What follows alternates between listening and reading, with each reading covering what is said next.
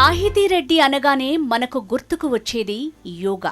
BTech చదివిన సాహితీ bank ఉద్యోగిగా ప్రభుత్వ ఉద్యోగం సంపాదించారు. కానీ యోగాపై ఆసక్తితో బ్యాంకు ఉద్యోగానికి రాజీనామా చేసి యోగాలో శిక్షణ తీసుకుని ఎంతో మందికి ఆరోగ్య చిట్కాలు, ఆసనాలు చెప్పి వారి జీవన శైలిని మార్చారు.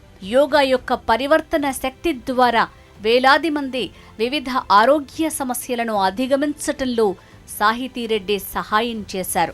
వారిని హెచ్ఎంటీవీ మాతృశక్తి అవార్డుతో సత్కరిస్తోంది. కంగ్రాచ్యులేషన్స్ టు సాహితీ రెడ్డి గారు. And the next award goes to Purnima Nagaraju. Purnima Nagaraju garu. Ma'am, please come on to the dais. Doctor Purnima Nagaraju గారిని వేదికపైకి సాదరంగా ఆహ్వానిస్తున్నాం. హైదరాబాద్ లో ఈ పేరు తెలియని వారుండరు. హైదరాబాద్ లో ఉత్తమ మానసిక వైద్యురాలుగా పేరు పొందారు డాక్టర్ పూర్ణిమ నాగరాజు గారు.